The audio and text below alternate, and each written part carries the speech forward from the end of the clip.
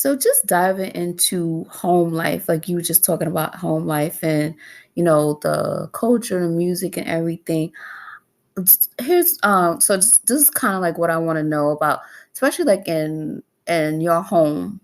Um and I guess, maybe in most like minority homes, how was communication in your household? Like, how did you feel like growing up as a child? Like, were you able to show emotions, or like were you provided affection, like hugs, kisses, kind words, and especially like years past your toddler years? Because I know like in the beginning stages we get all the hugs and kisses and stuff like that. And then once we get older, that kind of stops. I know for in my household, I only speak for myself, but like how was it in your household? Like how was the communication?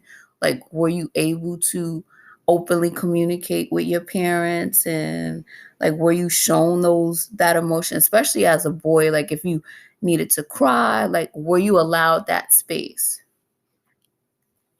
Um, well, as I stated earlier, and I could definitely elaborate on everything. I grew up emceeing, and one of the ways of expression, the best ways of expression for me, was to MC and to write things down from an early age, and that was between 85, 86. Throughout the years, I actually wrote a verse about it, which I can do for you now, if that's cool, and then go even deeper into it. But the verse went, I had both parents, the youngest of three, and a 5-member family, secure financially. Still, it wasn't all fine and dandy. Not exactly the Huxtables, a bit dysfunctional, convey my point of view in a way that made it uncomfortable to discuss with you and admit to the disconnect I felt. And not to discredit things that he did correct, but help. I needed with steps to show plain respect to girls, and the opposite is what I came to expect. Affection didn't exist. Love was missing in his approach with us, only focused on discipline, judgment, not cognizant how most of his time was spent. Some patience I would have taken at times I tried to vent and struggle with embracing my Hispanic descent, because learning how to speak Spanish from him was frantic and tense. Lacked confidence, self-assurance wasn't one of my strengths. Attention deficit disorder was my only defense. And that's as far as I had gotten in the verse. But, I there's a lot within that verse to unpack and to answer your question. That definitely answered the question. I love it. That was, Thank you. Thank you. And it's just really artistry, for me was one of the best ways of expression when I didn't always have my parents to turn to, even more so my dad. Like, my dad was, and I don't even like necessarily using the term old school, but just the way of his upbringing had him, from what I saw, not just looking at dad, but trying to look at Donaldo as a person and everything, but just very stern, tough, a bit at times rigid, distant with his feelings. So it wasn't exactly the most compelling and captivating thing for me to gravitate to, and to open up and be expressive and and hugs and kisses and all that. Like it wasn't something, in short, wasn't something that I received at home, if at all. Even on my mom's side, like my mom, I would say was and is very affectionate, as far as like just her heart and how she is, and being an enduring person. And but I didn't hear the I love yous at home. That was something I never really grew up with. I never grew up with. I never heard not once, honestly. I didn't hear, I didn't say, I didn't feel comfortable enough to say. It just wasn't a language that was, existed in my home. Even amongst my siblings, we didn't express the I love yous and the hugs and all that. Something that I later grew into was pounds, and giving your friend or your brother, your sister a pound, a hug, or whatever. That's something that I didn't see or feel throughout my home.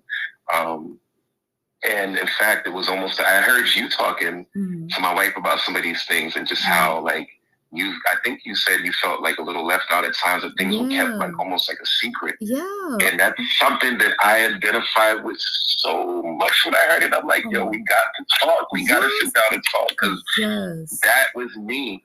I felt like because I was the youngest, and I don't know if it was because I was the youngest, but I just wasn't privy to certain things. And granted, that's understandable as a child. Like there's things that you shouldn't hear or shouldn't really be amongst at an early age, and still kept that innocence or whatever the case may be. But I just knew that I felt a lot of resentment because I felt like my life was an open book and on display. You know, it was tucked amongst my parents and my aunts and uncles and everything. Oh, yeah, put all my business out there. Right. You know what I mean? Right. But then, and that's one of the things that made me fall back from like the whole Spanish speaking thing, was because it wasn't something that was utilized in the best of ways. Meaning, when my father wanted to keep things from me, whether it was about me or other members of the family, he would speak to my aunt, my tia, in Spanish. And I knew and I felt energy that it was derogatory, or things weren't always, you know, in the best sentiment or whatever, of, you know, what they were talking about. And that built resentment. You know, I didn't gravitate to that. I didn't like that, you know, or because it was like their secret code. I'm sorry. Oh, no, I was going to say it was kind of like their secret code of when they want to keep you out of the loop. Like, okay, he doesn't understand. Yeah, exactly. Yes.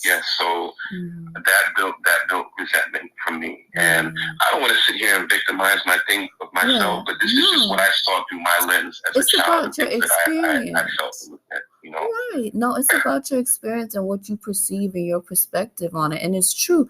Like when I was talking with MJ, it's true. Like so much secrets, and the same thing. Like I grew up in a household.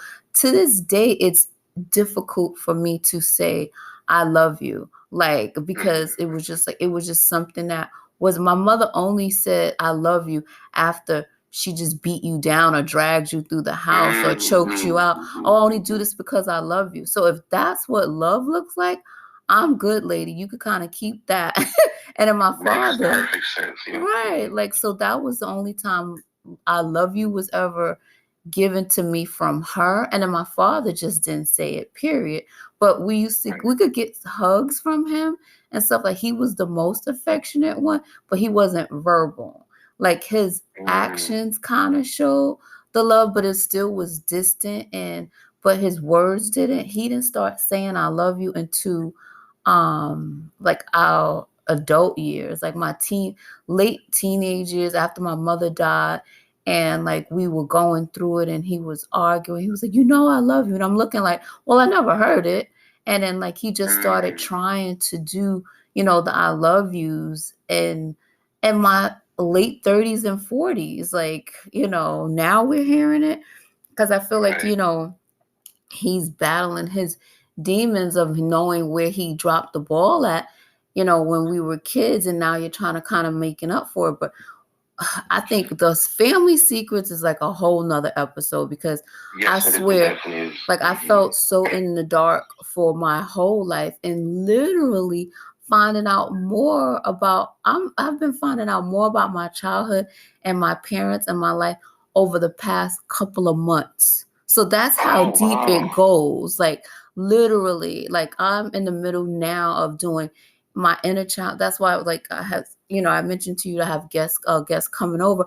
I'm doing like shadow work, inner child work, like trying to clear these traumas up now before my child gets here, because it's just like, it's so much stuff that we have to unpack and so much healing that we need to unpack from, and people think, well, that was when you was a kid. No, things that happened to you as a child really forms who you become as an adult. And then you have to go through these healing processes of, trying to clean up where your parents, we could say, we love them, but where they kind of messed up, where they kind of dropped the ball. And it's because of their traumas and their pains, or how they were brought up, or did, from what they knew, where they weren't able to be that free human being, or they didn't have that affection, they didn't have that communication, and then they just did the same things back to us. And it's just like, okay, Right.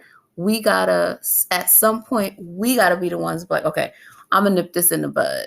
Like, this ain't Yeah. happening no Yeah. more. This cycle is ending with me.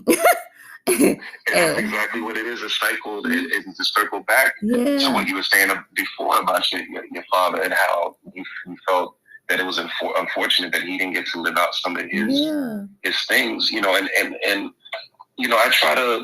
I look at things differently in some instances. Like, I had a guest on my podcast, and we addressed a lot of this stuff, generational trauma, and like multicultural topics and stuff. But I try to look at things from all different perspectives, not just my own. right. And knowing, as I said earlier, like, not just as mom and dad, but as Donaldo or Hazel, Yeah. who my parents happen to be, and as people, as who they were, aside from just being a wife, a mom, a daughter, like who they were. Yeah. And these are not things; these are things that we don't necessarily, or some of us don't look at objectively as kids. Right. So I try to give the benefit of the doubt and to understand, like, hey, we're all individuals. We handle things differently. And a lot of what you just said is facts. Like, we carry that generational trauma or experiences into the next. And it's just a cycle that perpetuates and manifests over and over and over. Exactly. And it takes for somebody who's brave enough and honest enough to, like, sever ties with that. And, some things are not all bad. But some of those things are very toxic, very unhealthy, and can damage the next generation of family members, friends, etc. So it's important to identify with those things and really, however which way. It's not easy, but whether it's through therapy, whether it's through podcasts, whether it's through prayer and church, or whatever the case, like music, whatever. For me, it could be all the above. Like, I definitely feel like it's super imperative to like identify with these things, and I give you all the respect due for recognizing this and trying to work with it as best as you can before your child comes into this world, because it's really essential. It's very important. Even for myself, as being dad and a stepdad to children who are getting older. There's some things that I look at within myself and recognize that I have my own way of looking at things, but some things about my parents, not just my father, but some things about them have carried over into me. Some good, and some things that are not so, that I need to check and handle. You know what I'm saying? So, like I said, I'm no victim. I'm not perfect. Every day is a growing process. You need to look in the mirror and identify certain things. So, some things are new to me as stepdad that that are different, that I didn't encounter or look at from my own parents. And say, well, these are things that like are brand new that I need to work out, and figure out how to handle. You know what I'm saying? As a stepdad. So no, I totally get that. I totally understand that, and especially the part where you say like looking at your parents as them individually, like as Hazel and Arnaldo. Like, that was my thing. Like, I had to look at my mother as Margaret, the woman, like what she went through, like what was like in order to get that, because she passed away, but in order to be able to get into a place of forgiveness, I had to step back, and for my own healing, step back and see her as the human being that she is, and the woman, and what could have possibly been going on with her. And just stepping back and looking like, okay, well, what was she going through, and what was her lot in life, and like where was this coming from, and actually doing the healing and realizing, like, as a child, these things that was pushed on to me wasn't my fault, because that's what we grow up thinking, like, well, what am I doing wrong? Why is all this coming towards me? Like, why do I make you so angry? Why is it that I can't get a hug? Why can't I get this affection? Like, and you as a child try to correct, and it's like it's not working, and then then you become an adult trying to overcompensate, and it's just like, okay, just getting that understanding. But when I had to start looking at her as just a individual woman, an individual human being, I was able to understand that. And now even though my father's still here, even unpacking that, like, who was he as a child? What, brought him to that, to the place of who he is, and why he act the way he act and did the things that he did, and just be able to step back from that and just knowing, like, okay, well, all the things that I didn't want, that I didn't appreciate as a child, that's not what I'm going to regurgitate out to my child. Like, and now I know, like, now I'm aware, but, and not giving my child that emotional space and being able to talk to them like, a human being and not a dictator. And see, and that's, you hit the nail right on the head right there, like the nail right in the center. Like, I feel like that's exactly what I encountered with my situation with my dad. Like, I felt like I understand respect and how to behave and all these different things that I was taught as a child, and, but I felt also like anytime that I went to express how I felt, like, I'm a very passionate person. Overall, and this is from childhood to who I am presently. Some people will look and say, "Oh, he's sensitive, or he's, whatever the case may be." But that's just what it is. And I tried to be very tactful and respectful as a child, and maybe he could speak on it differently. I didn't really bite my tongue too much, and that was a no-no in my household. Like, and the thing is, to be even more transparent and honest with you, there were things that I saw between my parents when they would argue, and there was, any discrepancies that I didn't respect and I couldn't stand for. And anytime I stood up against that, whether it was, physical altercations or anything like that, I just wasn't having it. I wasn't having it, and I spoke up on it, and I would receive a backslap. If I got out of pocket, if I spoke up, or that was a sign of disrespect. If I even spoke up and said, "No, you don't put your hands on her like that," or whatever the case may be, that was deemed as disrespect. No. So I caught the backhand, and it is what it is. Like, to this day, I can look back honestly and say I would have done the same thing over again. If given the same opportunity to react, I would have done the same thing. I would have tried to protect my mom. I would have spoken up. I wouldn't have held back. And not just, if things weren't just so black and white, and I'm not going to say I'm the perfect child, because the same verse that I spit for you and said to you a little while ago, I eventually said to my dad several years ago when we had a discussion, because as a man, here now is the opportunity to speak on things that I've always wanted to speak on or say as a child, that I didn't feel was maybe that opportune time to do so, or like it just was time for us to have that discussion. And I felt like we were at a place where we were able to have a healthier, more transparent conversation. I said that verse, and I said a whole bunch of other things that I wanted to say for years. And he asked me, well, he seemed more remorseful than he had ever been, because he was always right growing up. I couldn't tell him anything. I was the child. I had to be the obedient child and listen, and he was perfect or whatever. So that changed as he got older, and he seemed more remorseful. But he did ask me, "Victor, did you think you were the perfect child, or did you think you were easy to deal with?" And I said, "No, I'm not going to sit here and say I was perfect or anything, but I feel like it was your job to guide, direct, and protect me, and be the example of what I needed to see." And I didn't always feel like I got that from you. Whether it was with my mom, or your outlook on this country, or your outlook on women, or whatever the case may be, I didn't feel like I got the best example. So here it was, you were expecting me to be perfect or close to it. But here it is on the opposite side of the spectrum. I didn't feel like I was looking at the perfect person, but there was some type of hypocrisy and double standard here going on here. So it needed to be addressed. And that's the part, that a lot of things, I think, like, parents sometimes miss the part that your children are just a reflection of what they see. So you have to show them what you want them to emulate. If you know, if you show, I mean, of course, granted, children see other stuff and they act out and do different things. But if you want your child to act a certain way, behave a certain way, communicate a certain way, then you have to show them that.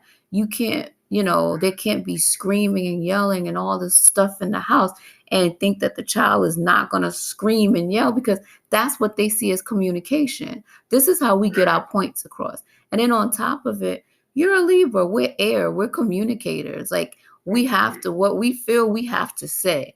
And that's another thing. As a parent, we got to understand, what type of human being am I raising? Like, we got to do a deep dive of, what am I dealing with? Like, am I dealing with this type of child? Am I dealing with that type of child? You know, I know people don't want to raise their children based on astrology, but it will help you to understand who this child is. Like, you know, because this child is not just a person that has been brought here just for you to feed and clothe and then, you know, push them out the house. This is a human being that has been sent to you. Use the vessel that's been sent to you for you to help guide it to do its greater purpose. So how can I aid in getting this child to do its greater purpose? And let me understand this human being that's here for me to bring to its biggest purpose. Because I think that's where I think that part is not taught. It's not going to be just a knowing, but I think it's not taught that children are really just, we're the vessels of just bringing the child here. And the universe just said, take care of this human being, get this human being out here and help it, you know, discover its purpose, because we all have a divine purpose for being here. Like, you are here to bring music and joy and information to people, and that's one of your purposes in life, and that's what you were brought here. That's why you was given so much creativity to share with the world, and those are your gifts that you were given to share with the world. And it's like, we're not allowed to stifle that. We're not allowed to. You're a communicator, you make music. If we mute you, then how can you share your gifts? So I think as parents, sometimes they miss that mark of what their mission is. And they think that my mission is to basically dictate and tell you, this is what you're going to be. You're going to be the carbon copy of me, and you're going to do what I want you to do. Or you're going to do what I didn't get a chance to do. And that's what your mission is. No, that's not what their mission is. Wow. They got a whole nother purpose. Like, you unpacked so much and so well articulated. Like, I feel like these things stem from the household into the schools. There's so much that's not taught, that's not, practiced, throughout the communities. And you're right. It's almost like you see some of these like political shows or things on like media or even in movies where it's like, I'm trying to recreate a little me. And in some instances, yeah, that's okay. It's cool. Right. But you got to understand, this is not you. I mean, it is, but not exactly who you. It's a different person. This is not, it could be Victor Jr., but Victor Jr. may have his own personality or aspirations or desires. Exactly. You understand? So, yeah, and a lot of people don't get that. So I think you just, yeah, you really hit the nail on the head. Thank you. And like, if I may reverse the question on you, kind of put the hosting hat on for a second. That's right. What is it? how do you plan as far, because you're about to bring, a beautiful little girl into this world? Do you plan to profess that same, like, if so, how do you go about doing that? Like, when you want to teach and advocate, like, good, be respectful and mannerable and morals and stuff like that, but then also understand that this little person that you're bringing into the world will be her own, identity, individual. How do you do that?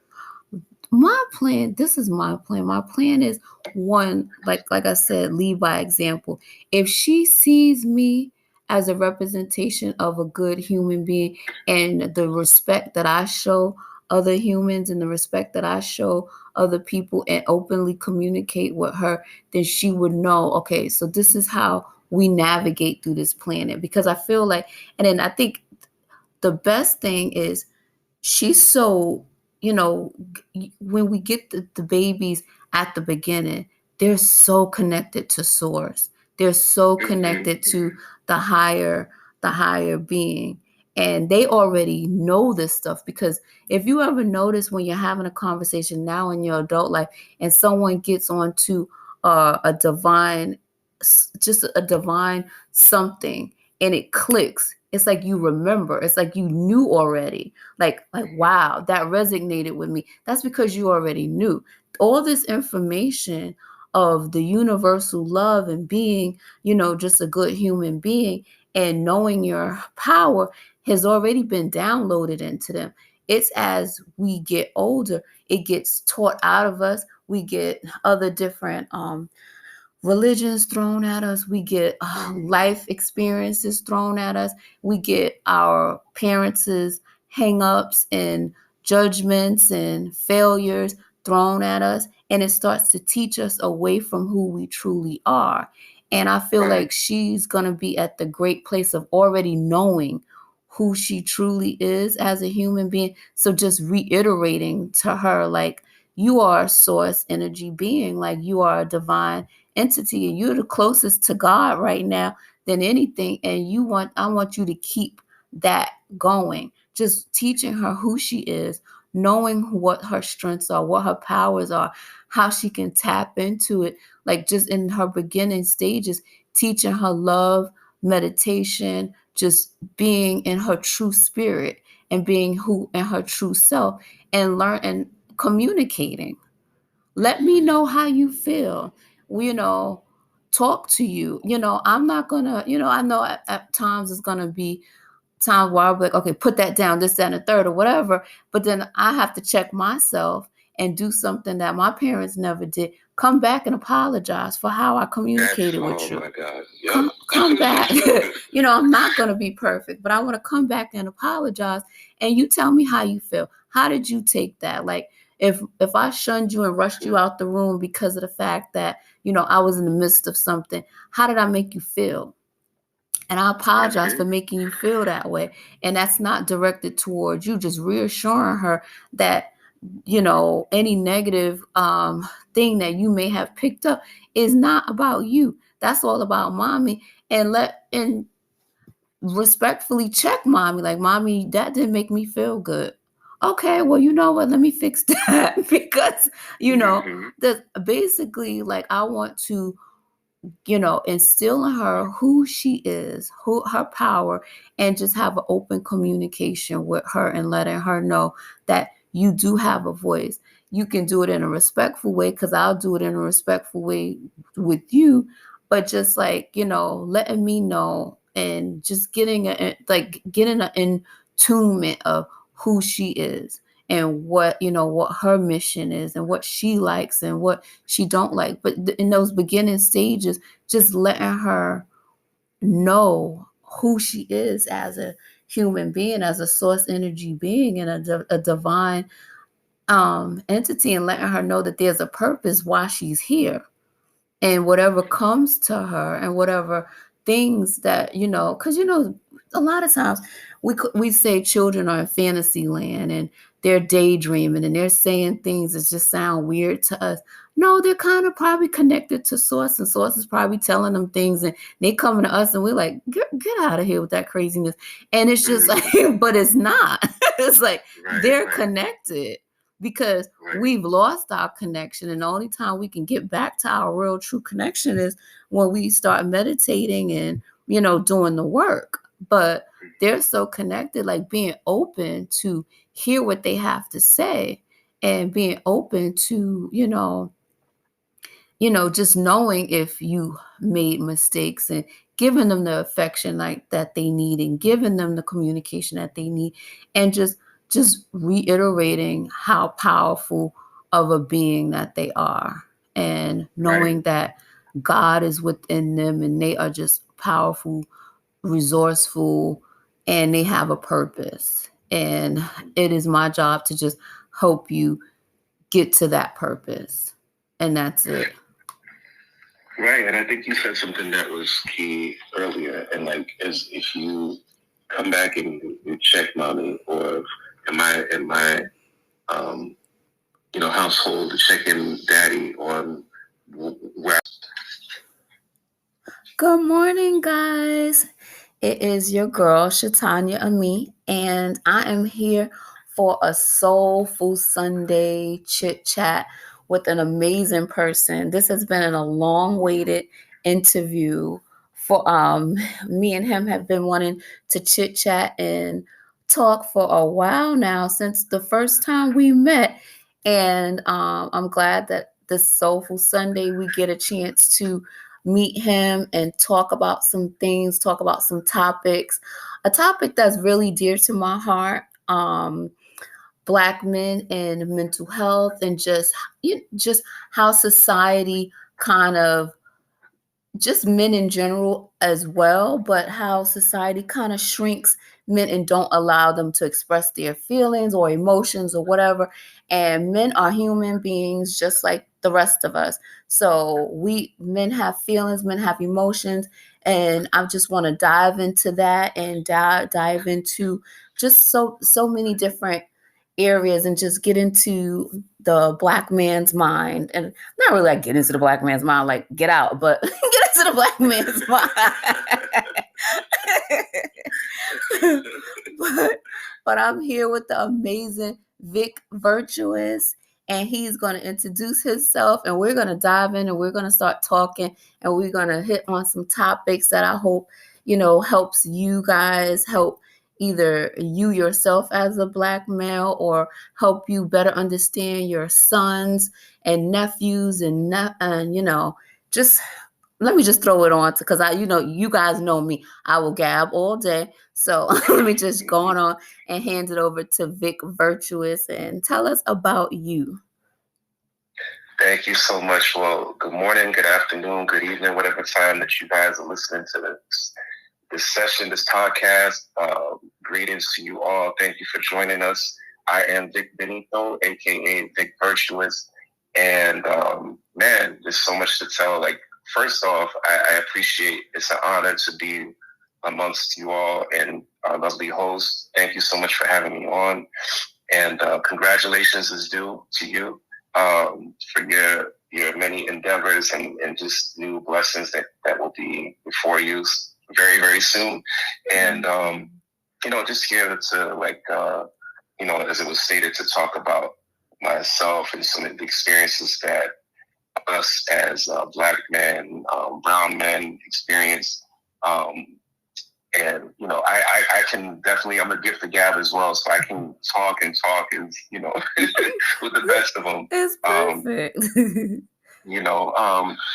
One of the things I wanted to state is that I have a diverse and multicultural Black background. My father is actually from Panama, and my mom is from Barbados. So I have a beautiful blend of Caribbean and Hispanic, Latino in my blood. And so I identify with a few different cultures and backgrounds. But as when people first see me, they see the skin tone, they see the skin color, which is brown, and identify me as a Black man. So I embrace all of it. I think there's beauties in all of it, and it's something that I didn't always embrace when I was younger. Not being a Black man or anything like that, or a young Black child, but just the Latino side of my heritage and the cloth I come from, because my father and I didn't always have the closest relationship when I was younger. So in being that I was born here and I didn't really gain as much as the culture and the language as I would have wanted, that was something I really struggled with. And for a while, but we're in a much better space now, him and I. But there's been a lot of roller coaster ups and downs throughout the years. So I mean, it's a whole gumbo of different things, you know, that I can answer for you as far as yeah, a lot of different you know, things as far as surface level, you know, how I was identified, going through a bit of racism and judgment and prejudging, and yeah. I mean, let's get into it. What's the first question? Okay. What would you like to? Yeah. I mean, it's so much, so many different levels and areas. So no, I totally understand, and I appreciate you talking about the blend of who you are, the fabric that makes you, because we are so blended, especially, you know, nowadays we are so blended, and there are so many variations of what we see. And like you said, when you see the skin color, you just think black, because we're kind of thrown into that big pot of, okay, well, you're of color, so you're just in this category, and not even realizing like there's so many different pieces to that puzzle, and backgrounds and heritages, and you know, so many different things. We're not just one, because we a lot of times get just grouped into these, you know, one categories. We just, you know, that's black, and we get shoved to the side, like that's black, that's almost black, that's Spanish, or whatever it looks like. So, you know, and it's funny because as a I didn't start realizing, and it might have been ignorant on my part, or just not being around many, you know, that's why children have to be born with around diversity, because I would, you know, as a child, if I saw light skin, I said, okay, that's Spanish. Dark skin, that's black. That, you know, that's white. And that's what I knew, because I wasn't exposed to that much. So, you know, and then over the years of like going to high school, and I started meeting different cultures, and that's what I started understanding, like, okay, so this person is from this place, and that person's from that place. And then I have friends who was Colombian, Puerto Rican, Mexican, blah, blah, blah. And I'm like, okay, well, they're not all from just one place. So it was just like an ignorance of just like, oh, okay. And then like, you're Spanish? I'm like, wait, but you look like me. So it's like, okay. Like, so just that understanding or whatever.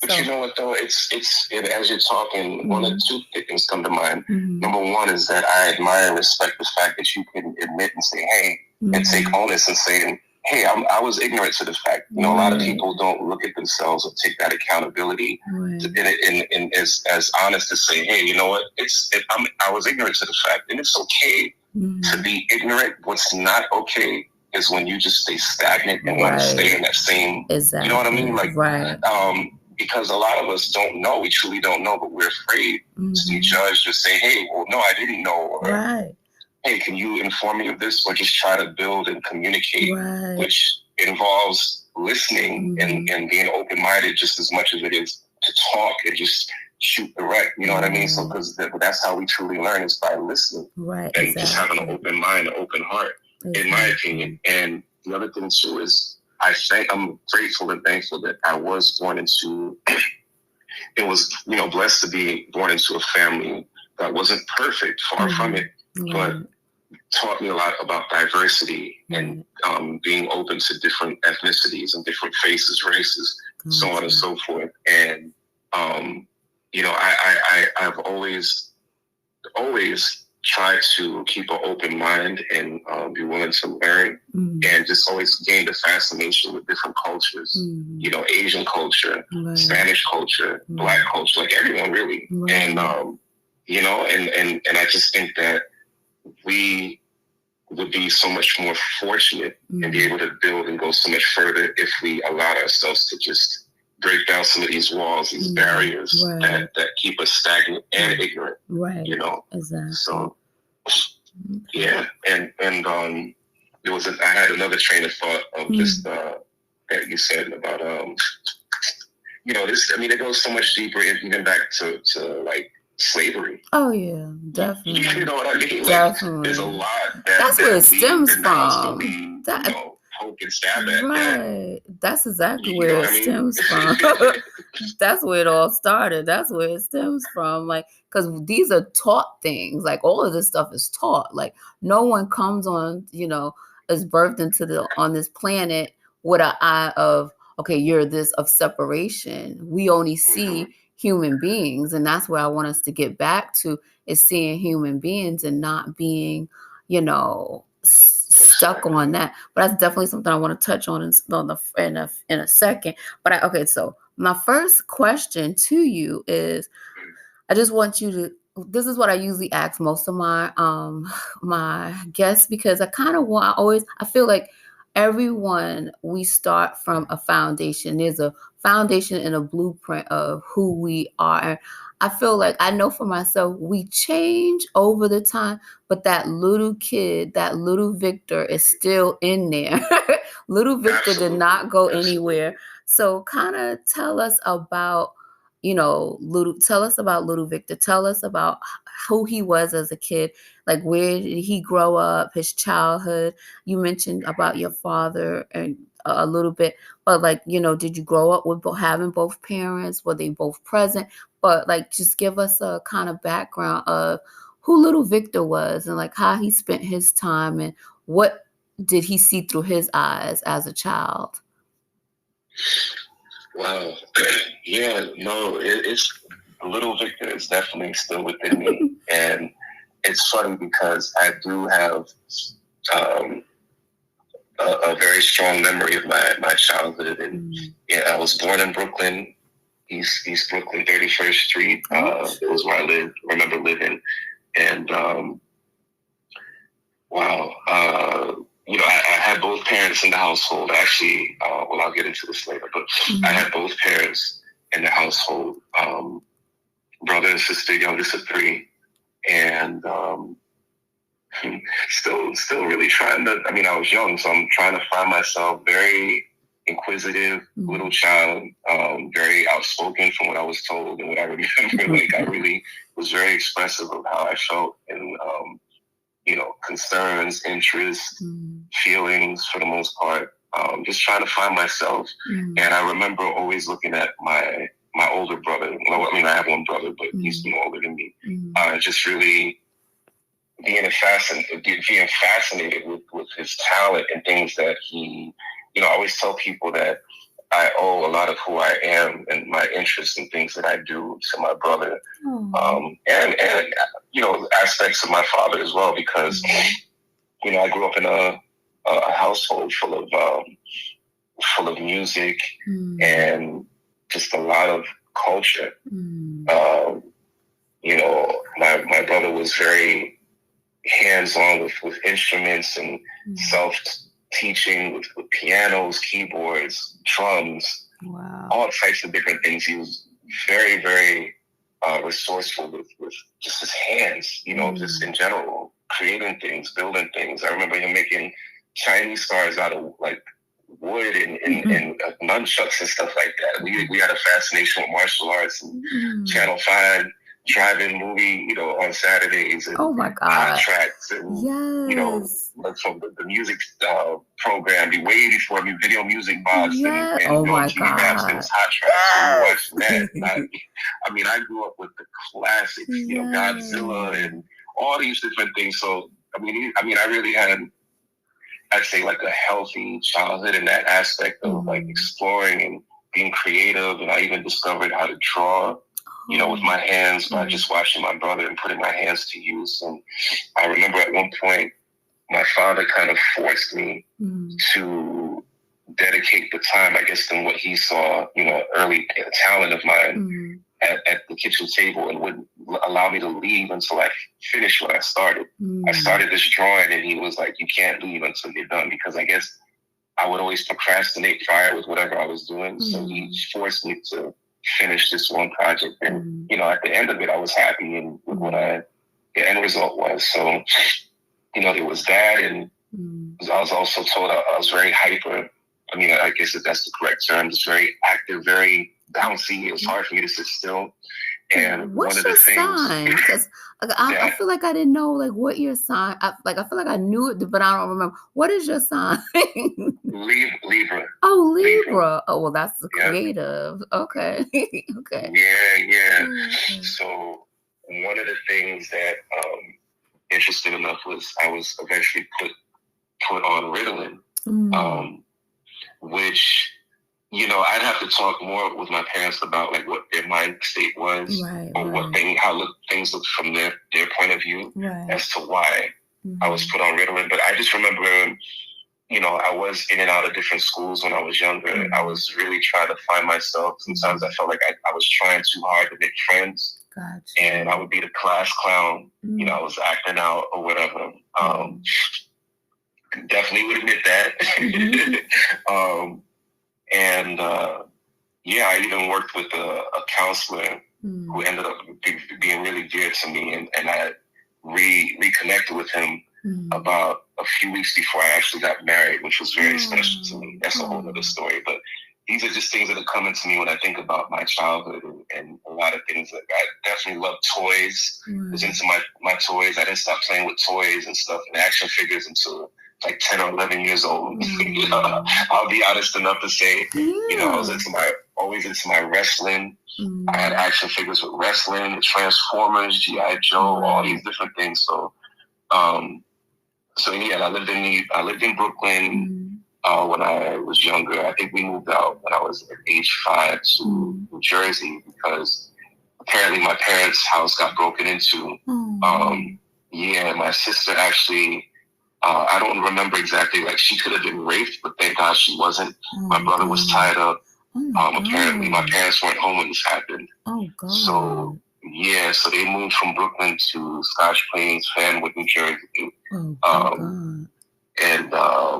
I remember a lot more of that area as opposed to Brooklyn. Like we always went back to New York to visit with cousins, grandparents, uncles, aunts, etc. But I spent a lot of time more so in Jersey. Like living in Jersey. Gotcha. And one thing I wasn't told I didn't remember until I inquired about the area when I went back to visit on my own, was like, how come we moved away from that area aside from my father getting a job? Because he worked at Merrill Lynch and it transferred him to Princeton, New Jersey. So he eventually moved out, and I think it was 84, 85. But I'm like, so were there any other reasons why we moved? And they brought it to my attention that I guess people didn't want us there. And I'm not going to, assume anything as it was, but it's kind of obvious. Like when you have, a certain cross in the middle of your front yard. And so I didn't know that. I didn't notice until I was told a few years ago that this happened. So apparently people weren't too happy with us living there. And this is in the early 80s, so it boggles my mind how prevalent racism was like in the 80s and the 90s and like really so like we're still like not even like coming out, I mean it's still here of course, but it's just like how out and blunt it was back then. You would think like, come on, like really? And the journey it just had subsided. So, you know what I'm saying? Like it was kind of pushed, or hidden and masked in a way. But I feel like, and I'm just gonna go out on a limb to say, when Trump got in office, people got comfortable enough to be more to the forefront and direct with the bigotry and racism. You know what I mean? That's all it was. It just pulled the sheet back, quote unquote, the sheet. Like it just pulled the sheet. Literally and figuratively. Yes, literally and figuratively. Yes, it definitely just pulled the sheet back. But getting back into your child, it's so funny. Like because I didn't want to interrupt you because I just like enjoy like hearing you about your child. But it's so funny because it seems like your childhood was so similar to mine, and it seems like, and it's probably like why every time when we speak we just vibe. Because I swear, like the karate movies on Saturday, I feel like I probably was the son that my father felt like he didn't get to grow up with because like I had a brother, but he didn't have to. But I used to every Saturday morning, me and my father would watch the karate flicks, and he used to try to teach us karate with the nunchucks and stuff like that. And I remember my father teaching us roundhouses and stuff like that. And my father was actually a fraud because like he had these trophies that he told us was from him getting his black belt. And then when I got older, I looked at those trophies and they were some tennis trophies that he had found for all those wow. years, I thought that they were like karate That's dope. trophies. So I thought they was That's just amazing. these Wow. karate trophies, but they were karate trophies. So he kind of fooled us. I'm like, really, Daddy? You wasn't really a black belt? Like he had the gis and everything. He had went to karate school, but he didn't finish. But he made us think that he was like this black belt, whatever. But we didn't care. In our eyes, he was like a ninja. So it was like whatever. But yeah, like I didn't watching MTV, not MTV, Video Music Box with Ralph McDaniels. He was like.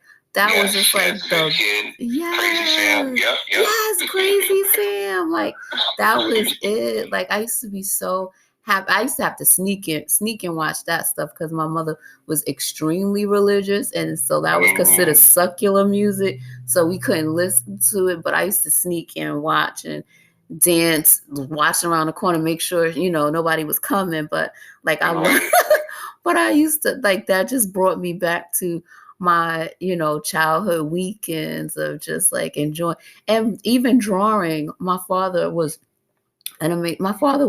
he couldn't read. He grew up in the Jim Crow South and he wasn't able to go to school or whatever. Interesting. Wow. Yeah, he grew up in the Jim Crow South. He didn't go to school. He wasn't able to read, but it was so funny because my father, so talented, just an amazing artist. Like he did oil paintings and he sketched and he did ice sculptures and like such a talent. And it's just like, it's so sad when you think about how much talent get wasted when a person isn't allowed to, live in their creativity. Like, he didn't have the option of being able to have education and just like basically just lived on survival mode. And that mentality just followed him for years of just being able to provide for the family. That's it, and your creativity just is just something that you have, but nothing that you can actually just do something with.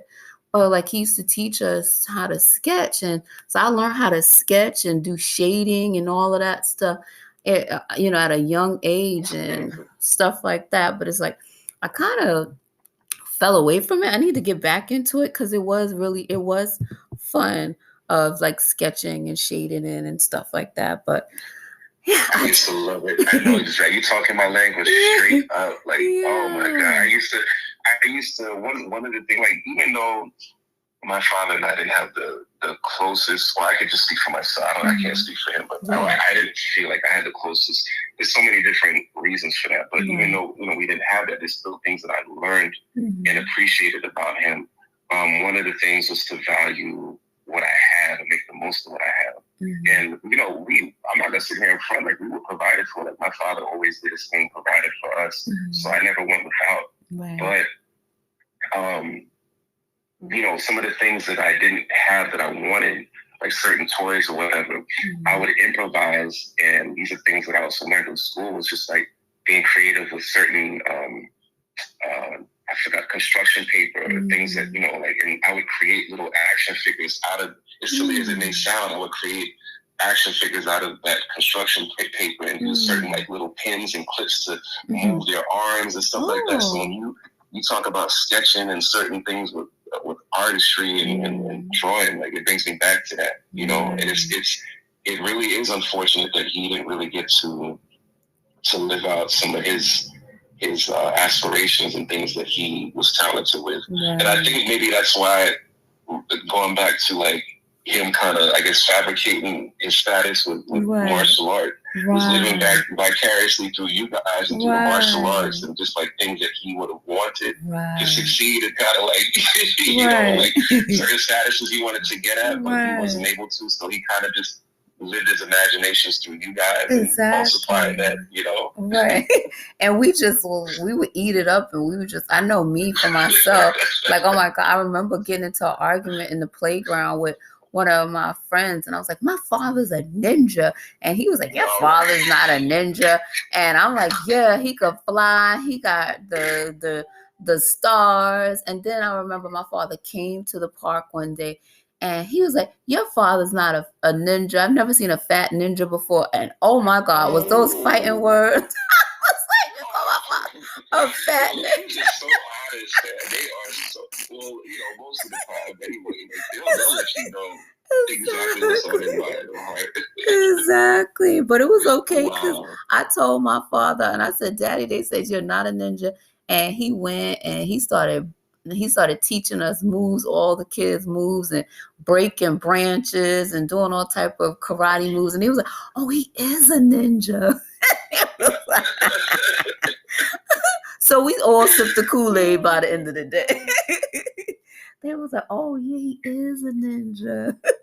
So it's too bad that we didn't have, like, in some instances where we didn't have the camera phones and things out where we could record a lot of these things, because it would make for such good, like, documentaries and autobiographical, you know what I mean? Like, just such, like, great footage. Right, and things to look back on, man. That's why I've gained such an appreciation for taking pictures and videos now, like being and documenting things, because there's some things I was able to hold on to through old photo albums. You know, like some of the old photo albums that we would have, and like Polaroid pictures and stuff. Like, I cherish those things so much. Old letters and things just like to capture those memories. At least for some of us that have memories that we love to look back on. Exactly. And some of the other things that dated back to my childhood that were some of the fondest memories for me was music, like I said earlier. Like my father, he was a singer in his country in Panama. He had a group called the Chestones, where it was, I think, 4 other dudes and 1 female. And they had that whole Temptation 4 Tops vibe. That was their thing, and that just spilled into our household with the Motown sound, the all the Platters, the Shirelles, the Temps, so many groups that come to mind that I can't list them all, but and then my brother DJing in the room, and then we would move to Jersey. It was in the basement, so like everything from disco to salsa to merengue to it's just everything in the R&B. The only thing that really never, went in rotation in my household was country. Oh, okay. Not that, things would come on every now and again, but it just wasn't heavy rotation. And everything else was. Gotcha. Everything. The old school hip hop. So, like, I love it. That was really, everything that I can remember from being in the backyard parties, winning a 45 record, a dance contest, to run DC's rock box. That was my first prize that I ever won in a Brooklyn backyard party. And I'll never forget it. So, like, the disco to, like, Sugar Hill, obviously, and just, Melly Mel and Curtis Blow, and all these things were, like, childhood memories, to Breaking, Beat Street, Turbo, Ozone, like, I had a very healthy, cultural, like, colorful background, with music and entertainment. So remember my very first 2 movies seeing in the movie theater, E.T. and Rocky. Those were my first 2. Rocky, I could go on for days about that. So I'll say it in short, is my favorite movie franchise, movie impactful thing of all time. Ever.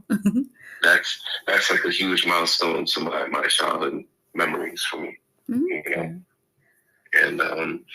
MCing, like, I started MCing. That's where the Virtuous comes from, in my name, Vic Virtuous. Well, actually, I can't front. My first MC name was Kid Supreme. Okay. It's funny how MCs go through all these different names of, like, the like, okay, I'm gonna be DJ Cool Kid. Like, okay. Exactly. Then it start evolving. So, and that's attributed to my brother. I think that first alarm went off. So that 29 minute. Recording now. Okay. So, yeah, it's definitely okay to be expressive as the child, as long, and I always try to reiterate this to my kids. It's something that I didn't receive and hear throughout my childhood, is that it's okay to express yourself as long as you respect yourself, or speak from a respectful place.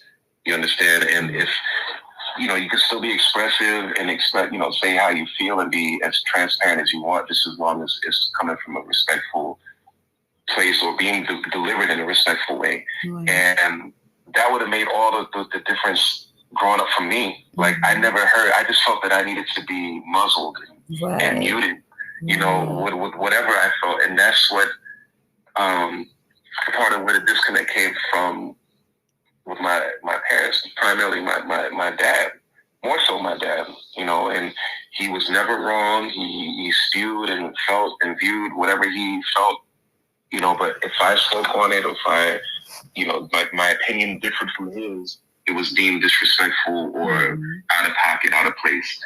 And all I needed to hear was like, Vic, if you have your views, if you feel this way or whatever, or if you look, you know, look at this way, just the way you present it to me is is how, you know, I would determine, you know, if it's disrespect, being disrespectful or not.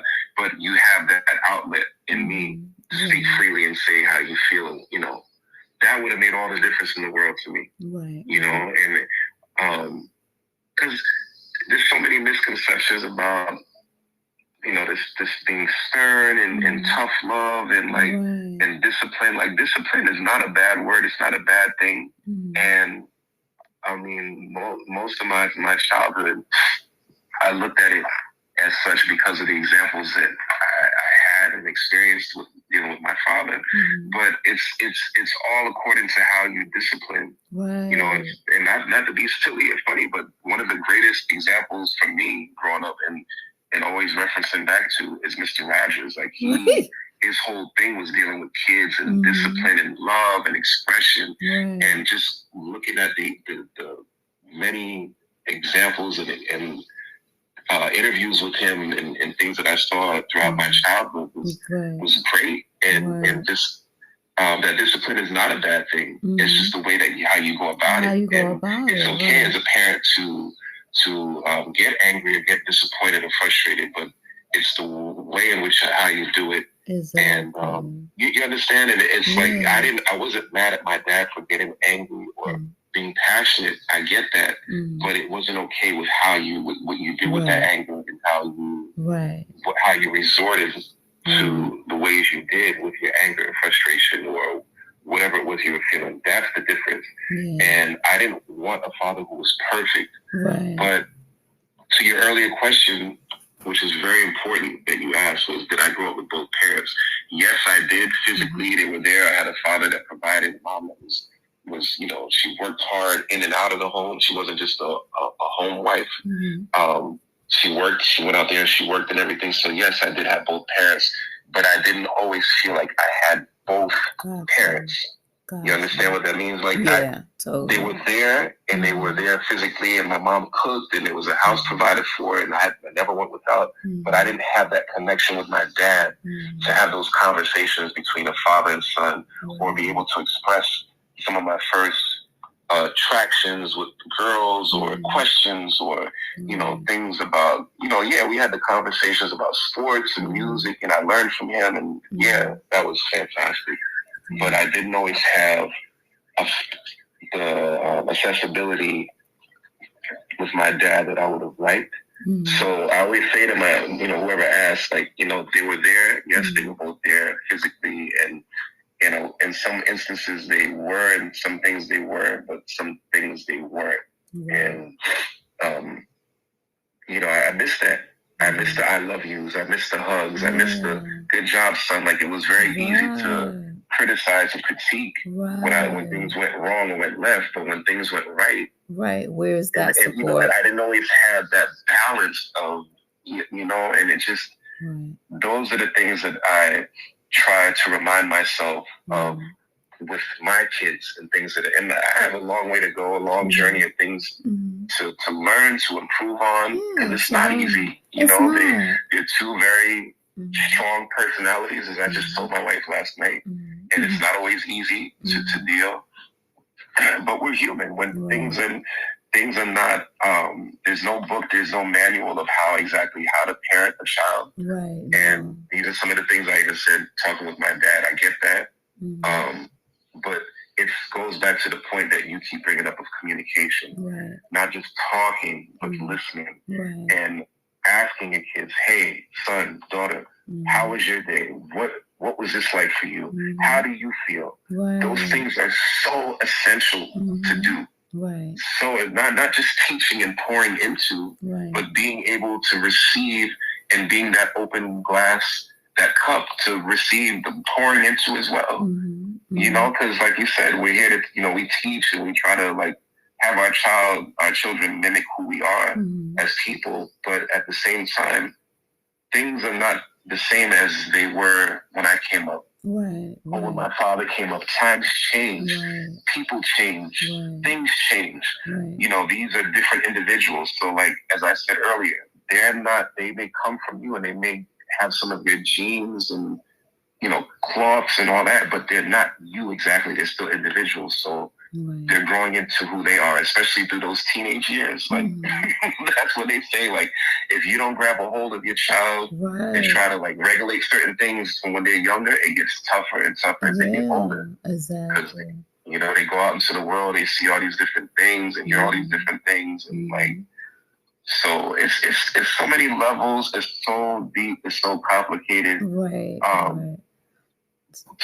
know, there's so much to, you know, even, and one of the things I didn't say earlier is that I teach. I'm a sub teacher for Montessori school in Jersey City, and I went from primary assistant teacher to subbing initially, then to primary assistant, but then went back to subbing because it aligns more with my schedule with my parenting in my household and my wife's schedule and everything. But just going to school and watching the kids from like infants to toddlers to primary, which range from 3 to 6. Like, these kids are so different than like my peers and people, you know, that I saw coming up, and like so smart and just, you know, it's scary. It's a great thing, but it's also scary because, you know, I mean, on so many different levels, they learn so many of the not so good examples of things to learn.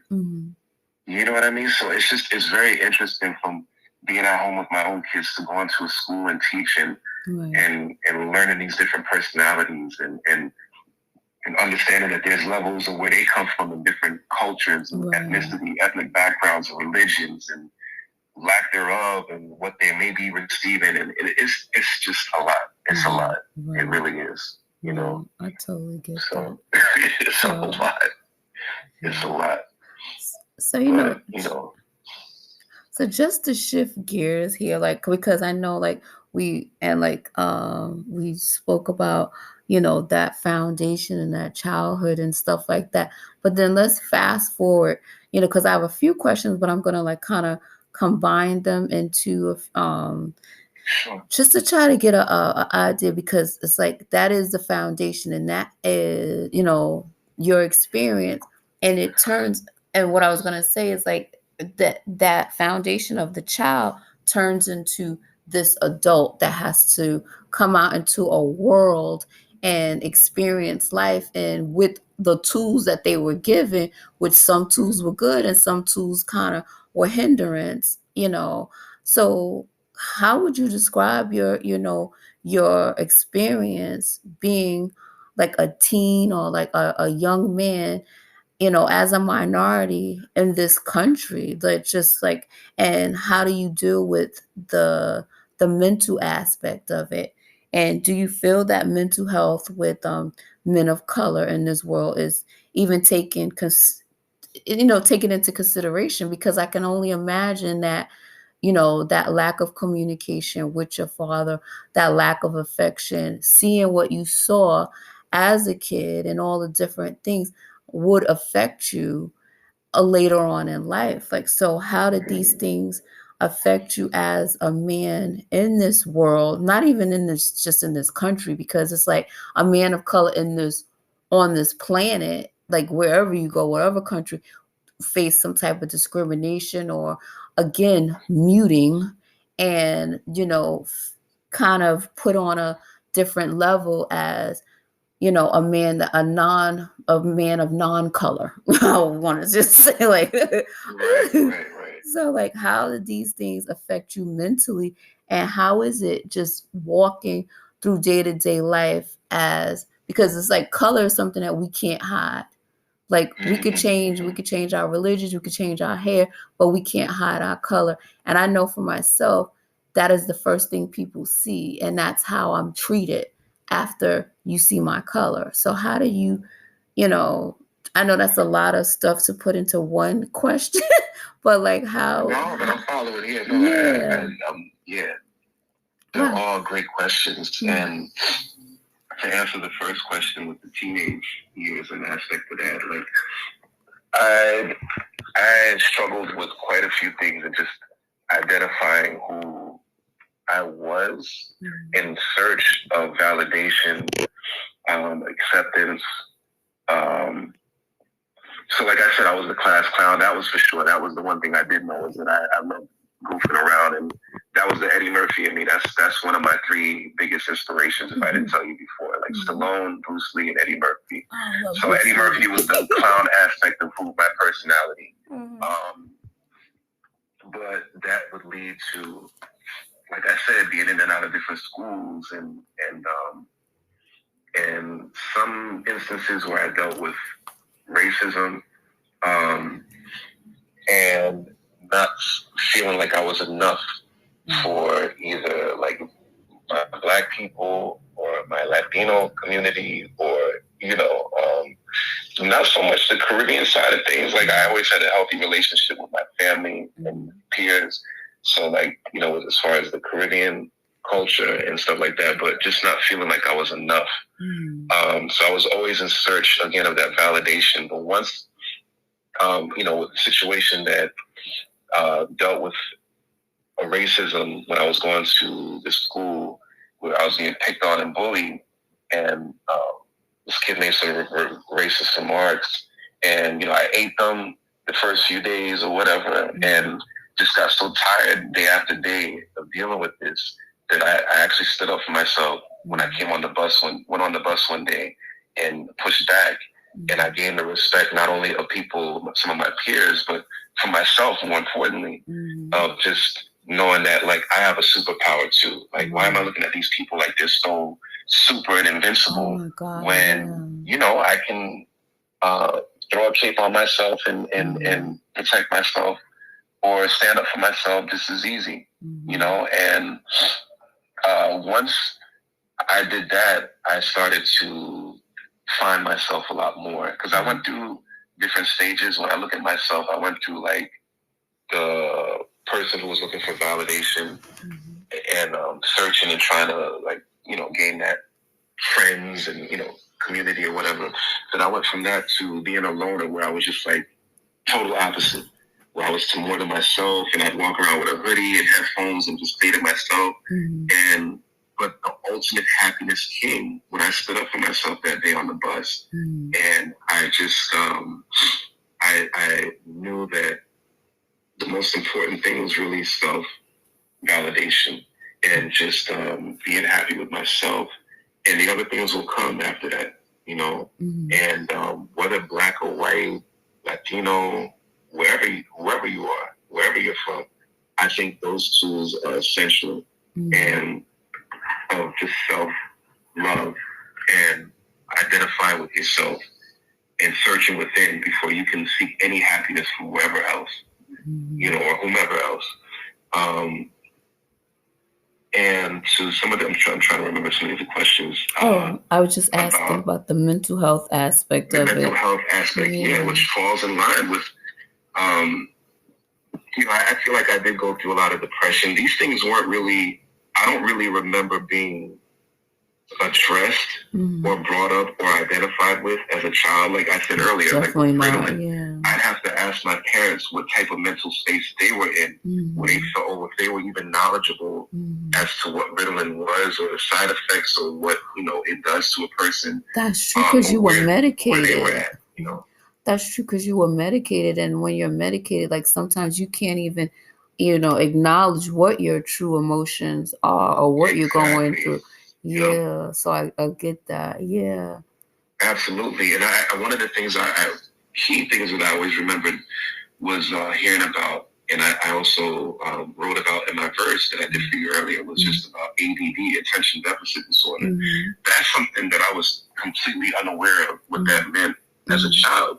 Right. And just felt like it was something that made me inferior to other people because I would hear this often, like, oh, Vic has attention deficit disorder, ADD, like he can't sit still, he's hyperactive. And I always felt less than other people. Other kids, like I just was slow or stupid or dumb, straight up, like just putting those labels on things. And it made me feel less than, and I struggled with that and did find myself in a lot of depressing states and these, like I didn't really know how to handle these things, and it wasn't really discussed about amongst my family. When I would hear all this secrecy and things talked about with me, these weren't things that weren't really mentioned or spoken to me about. No, Victor, you're not dumb, you're not stupid, you're not less than. It just means that you learn differently than other children or other people. You're not any less than. It may be a little harder for you to focus on what you're doing or applying yourself, but it's not. You're not incapable of doing so. It just you need to go do this avenue or this route to do so. So I think mental health now in this day and age is being addressed a lot more. And with the Black community, we still have a ways to go. Right. We definitely, and with our brown and Black brothers, like and sisters, we definitely have a ways to go. I think it can be emphasized so much more because it's quote unquote for some people not the cool thing to do, or it's not tough, or it's not Black, or it's not. It's such an ignorant way of looking at things. It's seen as being weak, and there's a stigma connected to it because it's like, okay, well, you're Black, you're supposed to be Black and strong and proud and this, that, and the third. Like even I feel like the statement strong Black woman is weaponizing because thank you for calling me a strong Black woman, but at the end of the day, when I do need to be weak, or when I do need to cry, or I do need to have someone to lean on, I feel guilty because I have to be this strong Black, this, that, and the third. So me having to be the strong Black woman, I can't say I'm having a mental health crisis, or I feel I'm having suicidal thoughts, or I'm depressed, or just crying for no reason because I have to be strong. And that's not good. No, not at all. Because we're humans. For so long, it was looked at as just for some people. I don't like doing blanket statements, but for some people, it was a white thing. Oh, white boys or white people just commit suicide, or rock stars just commit suicide within the music industry. No. Like, see, you have a person like Kendrick who talks about on his last project mental health issues. That's why, for some people, if it didn't move you or you weren't rocking with it sonically, sure, that's your preference. That's your thing, cool, whatever, I respect that. But this man, in my opinion, took a mirror, not only self-reflected, but he turned the mirror around on our community, our people, and showed us a lot of how we behave, how we act, how we think. And a lot of people didn't want to recognize and acknowledge that and deal with it.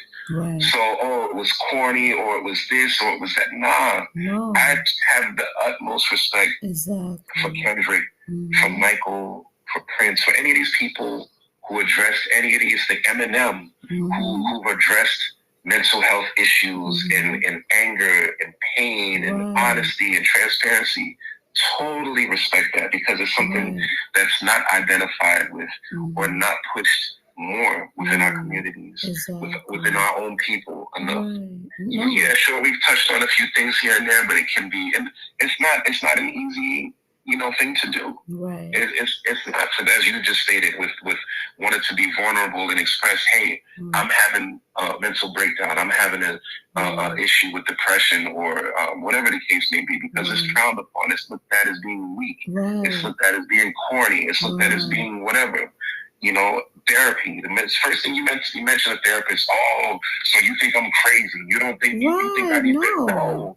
I would strongly advocate therapy from most, if not all of us. Honestly, all of us need therapy. We There's are. nothing wrong with therapy. Exactly. It's about finding the right therapist that lines up with you. We all need therapy because a lot of times we can't speak openly to our friends and our family and this, that, and the third. And then we need someone who can actually help us lay things out and see where it's coming from. Because a lot of things, it's like they stem from different situations. Like as soon as I found out I was pregnant, and I've been on my self healing journey for a long time. But I say, you know what?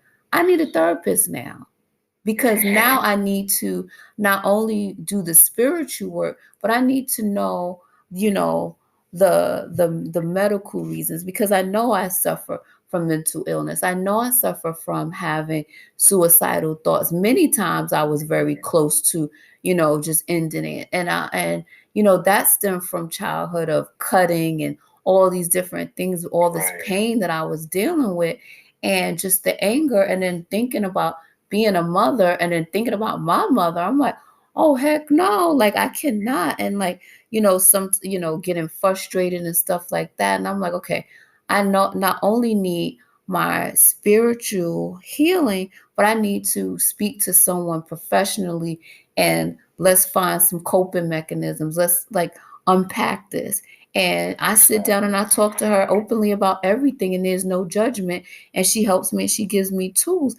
Everybody needs that, So it's not a weakness. Men, women, children, even your dog sometimes needs some therapy.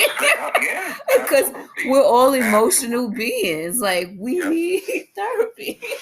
Yes, So, yes. So That's straight facts, and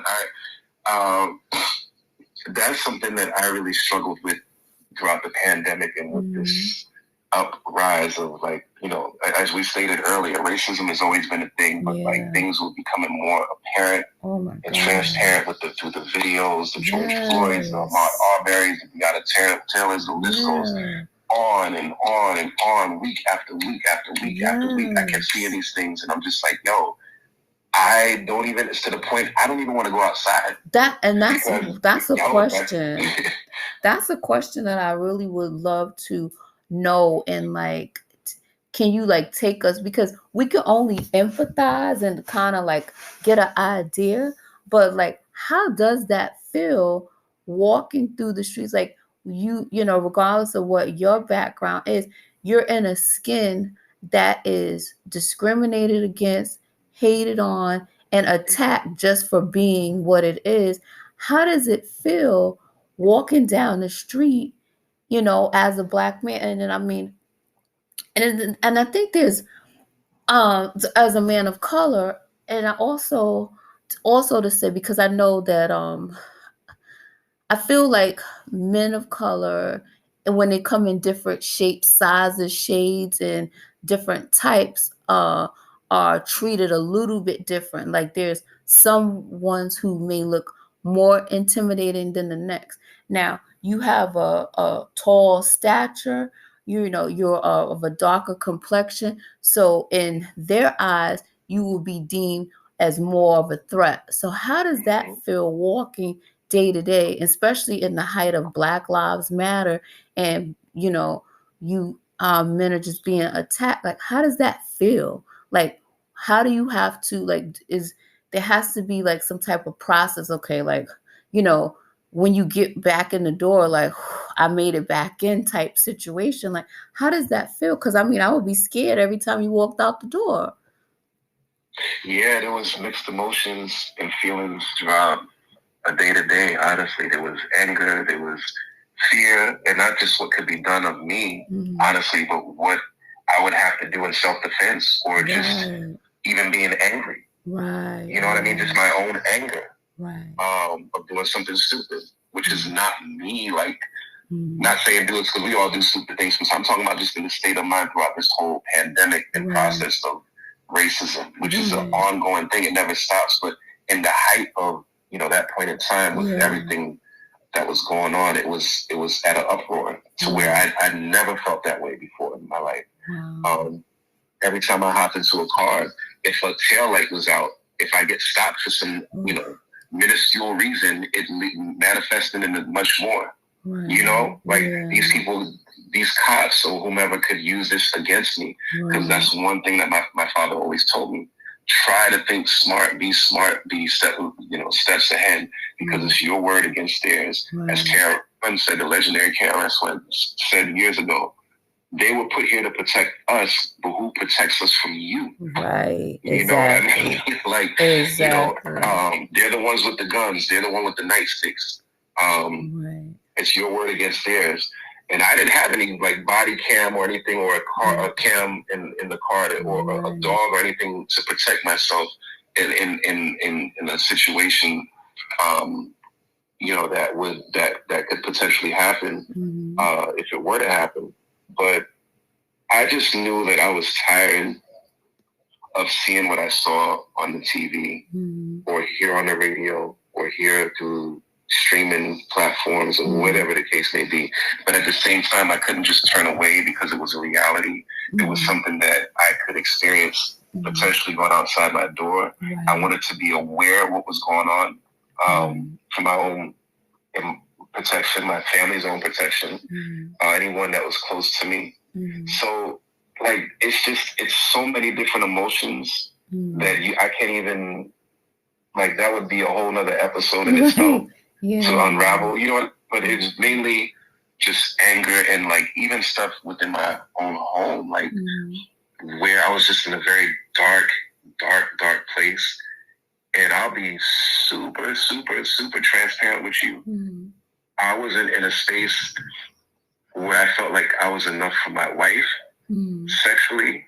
I just wasn't even in that, I wasn't on that type time at all. Like, I just wasn't in a good place. Right. You know, like I'm a music guy. That was one of the things that like kind of handheld me through most of what was going on, because music has always been subjective and just relatable for me. And whatever weather was going on, I was experiencing, it's just something I always turn to, whether to listen to or to write and express, as I stated earlier.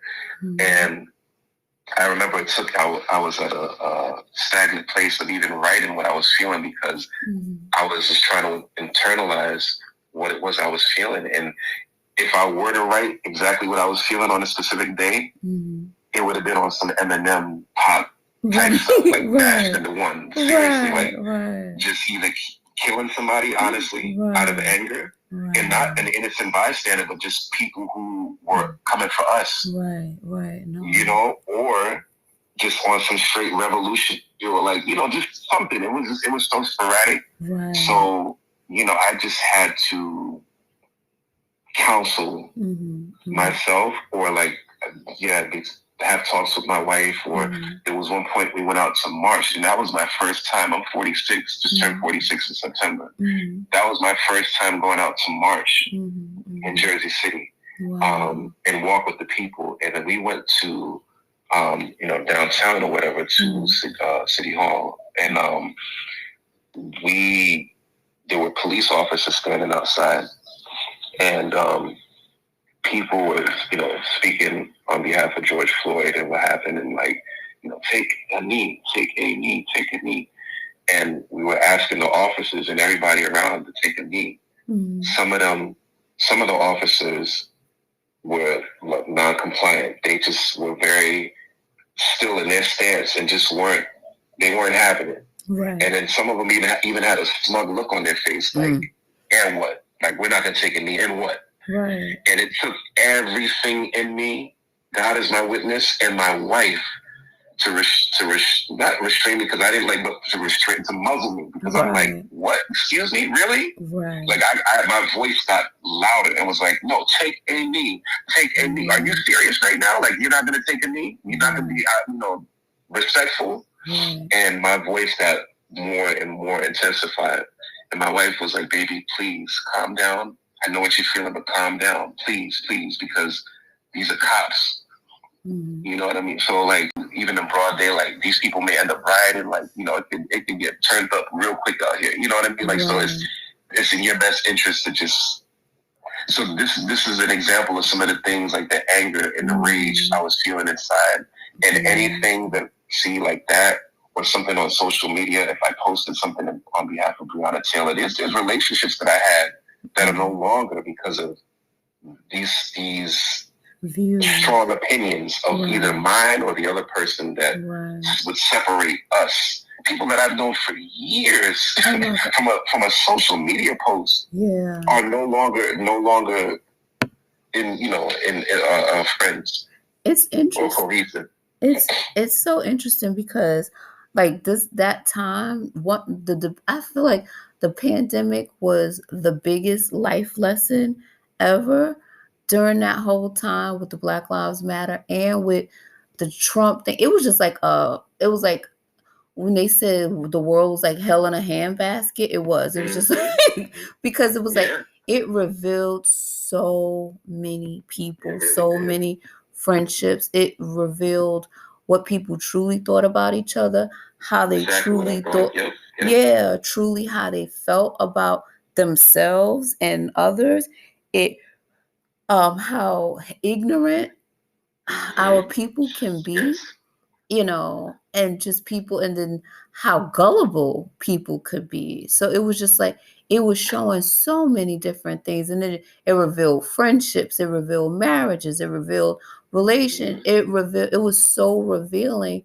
And the sad part about it is I feel like a lot of people still didn't learn. like all of this, and you still didn't learn, because if anything, the COVID should have taught people about humanity and what you need and what you don't need. Because we literally had nothing. We just had our family in our home, and we barely was holding on to that. And it was just like, and you still came out of that, and you still don't have a respect for humanity in life. Okay. And it's just like, wow. Even yourself, within something as simple as washing your own hands and germs. And just like, how many people I still, left the bathroom from who didn't even look at the sink before leaving, didn't wash their hands, didn't like. I'm like, man, it really showed. It really. I mean, my friends. It's so funny because when it happened, I had a few friends that called and checked on me because they were like, "You already a germaphobe, so what are you going through right now?" Because it was definitely mentally draining on me. But it was so funny because my house was already so fully stocked with Lysol at that time, because I've always just been a Lysol bleach person. I've always washed my hands, and I remember people used to get mad at me when I'm like, "Oh, I don't really shake hands," and they thought it was very disrespectful. But I'm like, people touch any and everything. I don't want to touch your hand. The nose and so many things. I'm like, wow, really? Did we really just leave? Didn't look twice at the thing. Because it's nothing. I'm like, wow. It's optional. It's not optional. You're supposed to wash your hands. And it was so funny because it was kind of it was this big epiphany. Oh, I should wash hands and I should use sanitizer. And I was like, really? You should have been doing this. Why is soap flying off the shelves now? You should have already had soap.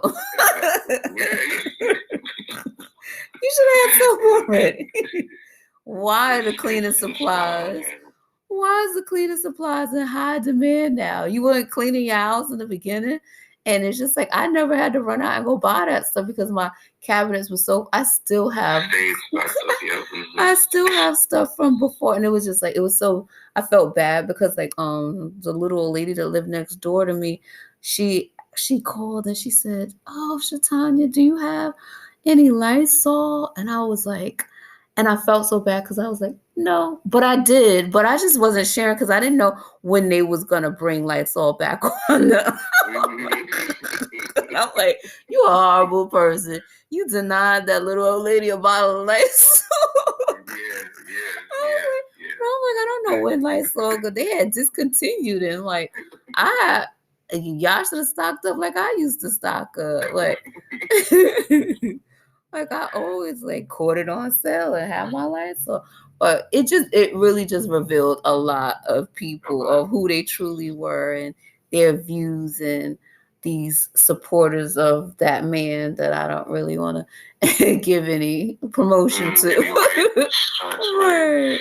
And that's how I looked at it too. I'm like, honestly, there's one person that comes to mind that was really unfortunate that, things went the way they did. But I said to myself, honestly, everything happens in divine time under God's, good graces or whatever in the universe, how the universe works. And like, it just wasn't meant to be, at least not for this day and time. If things are to circle back and reconnect, Lord willing. But, and the thing is, I tried to really address the situation as respectful and as honest and as fair as I possibly could. Like, there was an exchange back and forth. And first of all, that's kind of corny in itself. Like, just even on my part, we're just going back and forth because you can't really have a fully fair and intelligent, reasonable conversation through text. Not at least not in my opinion. No, you can't. I feel like a discussion like that should be face to face or by phone. It's nothing else, honestly. Especially through a friend that you've known for so long. But I tried to convey my points of view as best as I could. And it was under a Breonna Taylor post. And his thing was, like, it was just something that was like, I can't even remember the post. I'd have to go back and look at it. But he said something like, in regards to the riots, this was something that was way after they didn't really connect directly with the Breonna Taylor post. And he was talking about the riots that happened and how the black people are using Black Lives Matter as a gimmick. And he's from Costa Rica. And how the black people are using the riots as an excuse, or like what happened with George Floyd and certain things as an excuse to riot, and we're killing our own people, or they're killing their own people, and just to cause havoc and steal. And I'm like, okay, in some instances, there may be a bit of validity and truth in what you're saying, but like, let's go deeper. And why are we commenting underneath the Breonna Taylor post, number one, it's not an exact affiliation with that, and then why, like, then he's saying about, this doesn't happen in his country, and I'm like, dude, that's not true. And we could just go so much deeper and unpack certain things as to the point you're trying to make. And then your history in your country is totally different from the history in this country. So there's different pains and different wounds. So you're talking from a whole different, background of, traumas and discriminations and stuff. Like, your stuff is different. So you can't really speak on something that you haven't really experienced. Yeah. And this is my point in general with so many different topics, so many different situations, so many different people. Who are we to judge? Yes, I am a very opinionated person, very outspoken, but we all go through different experiences. As like the whole notion of being a free thinker, I get, and I'm a rebel, and I love being different. I love being different, even with people who look like me or like talk like, or whatever the case may be. I like being an individual, but there's also things that I can't deny that are connected. As you said earlier, like, regardless of different ethnic backgrounds, what people see when they see me is the color automatically. Like, that's something I can't denounce from. I don't want to denounce from, and there's beauty within that. So, like, my thought process of being and thinking when I was younger was, I don't see color, and this is a conversation I had with my dad. Like, Daddy, why do people always focus on color? And I'm with the Martin Luther way of thinking of like judge a person by the content of their character, not the color. But one thing that he said to me that stood out, and I've learned to realize and appreciate and value more as I got older, is not everybody looks through the same lens as you, and regardless of that way, which is a very kind and great way of being, of like not necessarily seeing color, is to also see color and see the beauty of it, that there's beauty within our color, and it goes deeper than just, that color, yes, but people are not going to just look at, they are going to see color. You understand? They're going to see color, whether you don't or not, or you do.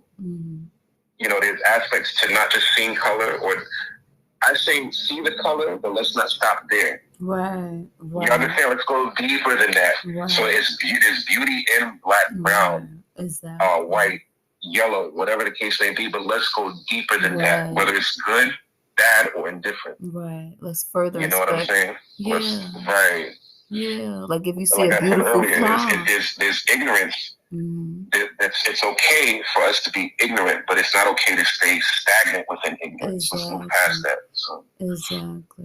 No, that's so true.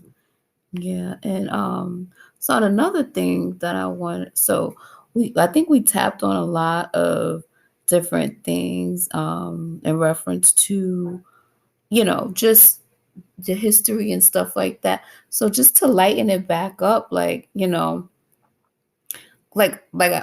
just to like I mentioned in the very beginning to you guys that as soon as me and Vic met, it was just like we just was vibing. So like you're just like a very positive, grounded person, and so I just wanted to kind of like bring it like wrapping up with how do you stay, with all this, adversity going on and all the different things. And, because a lot of times we let our past define us and can become negative people, angry people, dysfunctional or whatever.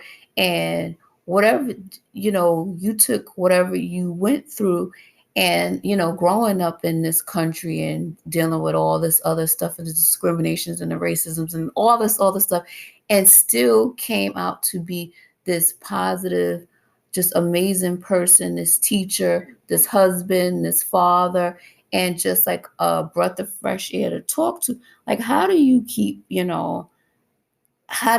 yourself in that space? Like, what is your practice? Do you meditate? Are you spiritual? Are you religious? Like, what is it that you do to make sure that Vic Virtuous, because like I had mentioned this to him before, the virtuous, like it resonates for me with him because like that's what I get when I talk. Like if you're ever in his presence or have a conversation with him, that's what you get. That's the energy that you get back from Vic. And so, like, how do you get there? Like, through all this mishmash of life, how do you stay there and how do you get there? first of all, thank you so much. You have a way of complimenting and building a person up and just identifying with people in such a special and beautiful, respectful way. And I just want to say thank you. You're welcome. I just, wow, thank you so much for that. It's a great question, by the way. I would just say, really, I consider myself to be more of a spiritual person than religious. Like, I've gone through different phases of like trying to find, seek things out through religion, through Christianity, more so. But I find myself to be more of a spiritual person, and throughout. And then I guess going back to the astrology aspect that you said earlier, like I'm a Libra, so I think that may have a little bit to do with it. Where I'm not always successful, but I try to balance things out and just look back not only at my past but everything present, and knowing that it's not all bad. I'm very blessed overall. Like when people genuinely ask me, "How are you doing?" and my response is, I'm blessed overall. Thank you. Like I may be going through such and such at that moment in time, but I'm blessed overall. Thank you for asking. Like there's like anything, or for some people, for me specifically, everything is not all bad. There's some days where you deal with like what I went through with the pandemic and George Floyd's and racism or whatever. There's days where I deal with struggles at home with my wife, my kids. I'm a human being. There's days where we may be the flip side of that, where I'm having a fantastic time, wonderful time with my wife, my kids. We're laughing, we're having fun. Dating back to childhood, things weren't all bad at home. There's a lot of childhood memories, times on the house throughout holidays, and times when we would be like the nutty professor, clump at the table, busting it up, laughing, have over a meal and like cooking, and my mom just cooked a spectacular spread of food, and we're cutting up and either shooting the dozens or just reminiscing or watching a good movie with my brother and my sister and listening to some music. And then for me, again, as I said, always like it goes back to the music. It's my safe haven. Whatever I may be going through, good, bad, or indifferent, the music is always there. It's always been from childhood, whether listening or eventually growing into an MC or writer. That's what I turn to. Rocky, as I said earlier, is a staple, a milestone throughout my life. Good, bad, or indifferent.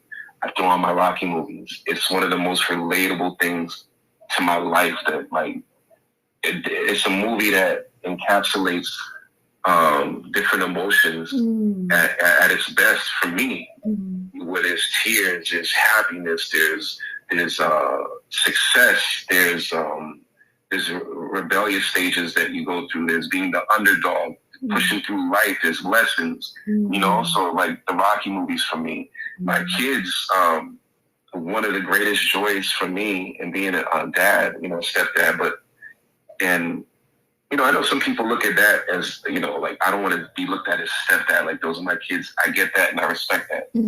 But there's also things that can be harsh realities that remind me of, yeah, that is my role as a stepdad. Like, I don't have the complete authority and of hands-on experiences with my kids, where the parenting is divided amongst 4 people, stepmom, dad by blood, my wife, their mom, and myself. So, but there's times that I spend with them and I get to learn, and that sometimes bring me to tears and reminds me so much of myself. It's so eerie because they're not mine by blood, but there's so many different examples of them that remind me of myself and that are similar.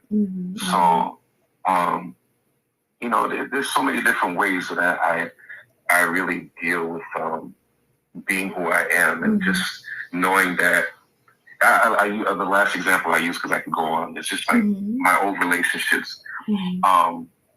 I've been, and again, I'm not the victim, but I've been through a lot of relationships where I was lied to and went through a lot of drama and a lot of infidelity. But what I try to remind myself of is I feel like I'm a relatively decent person. And through those experiences that I went through with those relationships, I try not to carry on into the next, just as you said with childhood trauma. And just with your child that you're about to bring into the world, like cutting off, you know, some of those generational traumas or relationship traumas that you don't want to bring what was bad or what was traumatizing into the next situation. So whether it be with a relationship or a job or whatever the case may be, everything may not necessarily be bad. So you want to try to, if you're a decent person, you're a good person, try not to lose yourself within those situations or, you know, those experiences, and let that overrule, and just exemplify who you are as a person.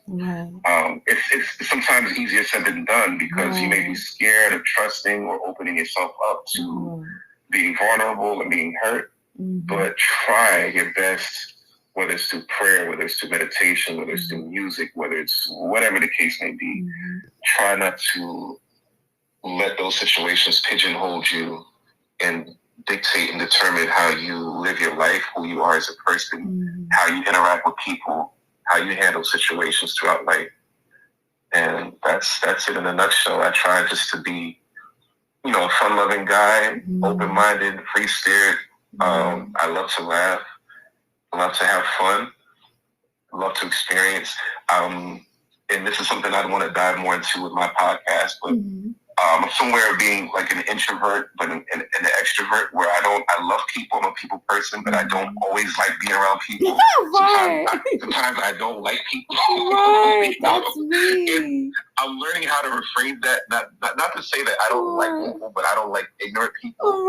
No. And when I say I don't like people, it's simply because I don't always like investing myself, my time, my energy into people. As off as that may sound to some people, like it takes a lot to interact with people and smile and hi, how are you? Oh my God, you're doing well. How's your family? You know, like it's, you know, sometimes I don't have the energy to do that. Me neither. Oh my God. You know, I don't have the desire to. It's that simple. No, that's why I'm like very big on divine connections, because I'm like that. as well, because I always consider myself an introvert fronting as an extrovert, like to be able to do to do what I do. Like I'm an imposter when it comes to trying to act like an extrovert, because I'm so not that. Like literally, like it has to be like this good connection for me to have this flow. Other than that, I like really just like want to be to myself, just quiet. Like if I could walk into a group of people. Yes, oh my God. And if I could just walk in a room and just not say anything to anybody and just be hidden under a hood, I would be amazing. Like I don't have to interact with nobody. I don't have, and then then another thing is I'm an empath, so I feel everything. So it's always feeling like everything is coming at me, like, full speed ahead. Like, oh my God. Like, so I totally get that. And it's just like, you have the right to choose the company that you keep, and you have the right to pick and choose what energies you want to be around and what energies you want to give out. If you don't want to give out energy that day, that's your right. Like if you don't want to talk, and it's okay. Like, and making small, I'm not a small talk person. I realize I'm not either. Exactly. I'm not either. Yeah. I can't.